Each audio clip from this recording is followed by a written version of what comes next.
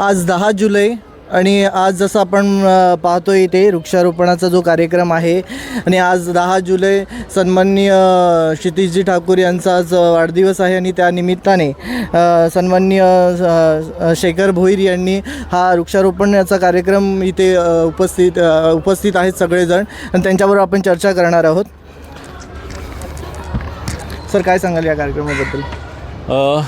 आज 10 जुलै आमचे युवा नेते बहुजन विकास आघाडीचे माजी युवा आमदार क्षितिजदादा ठाकूर यांचा 43वा वाढदिवस आहे आणि या 43व्या वाढदिवसाच्या निमित्त बहुजन विकास आघाडी नायगाव पूर्व तसेच भालचंद्र हरी भोईर फाउंडेशन जुचंद्र यांच्या वतीने आम्ही क्षितिजदादांच्या एका वर्षाला 100 झाड अशी मिळून 43 वर्षाची 4300 झाडं लावण्याचा संकल्प या आज त्यांच्या वाढदिवसाच्या निमित्ताने आम्ही आयोजित केलेला आहे.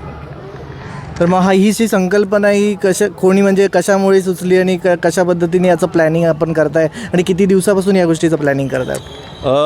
सगळे आमचे कार्यकर्ते आम्ही बसलेले एक क्षितिजदादाच्या वाढदिवसानिमित्त काहीतरी कार्यक्रम हाती घ्यायचा, तर बरेचशा अशा संकल्पना आल्या. त्याच्यातून असा विषय आला की पर्यावरणाच्या संतुलनाचा काहीतरी एक मॅसेज लोकांपर्यंत जावा. त्या संकल्पनेतून सर्वांच्या चर्चेने हा वृक्षारोपणाचा कार्यक्रम आम्ही ह्या मोठ्या पद्धतीने मोठ्या स्केलवर आयोजित केलेला आहे. योगायोग असा आहे की आत्ताच आपण बघितलं की 4-5 दिवसाअगोदर जी पूरसदृश परिस्थिती निर्माण झालेली आहे हा कुठेतरी ग्लोबल वॉर्मिंगचा एक संदेश आहे आणि त्याच्याच ग्लोबल वॉर्मिंगच्या संदेशालाच अनुसरून पर्यावरण संतुलन राखणं हे निसर्गाने आपल्याला एक संदेश दिलेला आहे की तुम्ही पर्यावरणाचं संतुलन राखलं नाही तर अशा पद्धतीनेच पुढे धोके येत राहतील.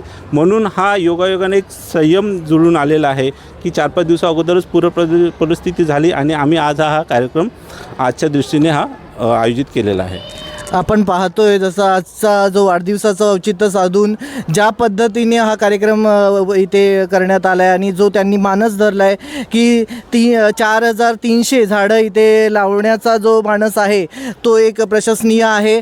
त्याचबरोबर इथे जे जमलेले सर्व जे पदाधिकारी आहेत आणि जे व्यक्ती इथे उपस्थित आहेत त्यांनाही आम्ही धन्यवाद देतो आणि आपला जो कार्यक्रम आहे खूप चांगल्या पद्धतीने व्हावा या शुभेच्छा आपल्याला देतो. अजून एक सांगतो की जरी आमचा 4300 झाडं लावण्याचा संकल्प जरी असला पण ज्या पद्धतीने लोकांचा प्रतिसाद येतो आहे आम्हाला हाऊसिंग सोसायटीची जी मागणी येत आहे त्याप्रमाणे आम्हाला वाटतं हा 4300चाही आकडा पार होऊन जाणार निश्चितच जवळपास 5000पर्यंत जाणार.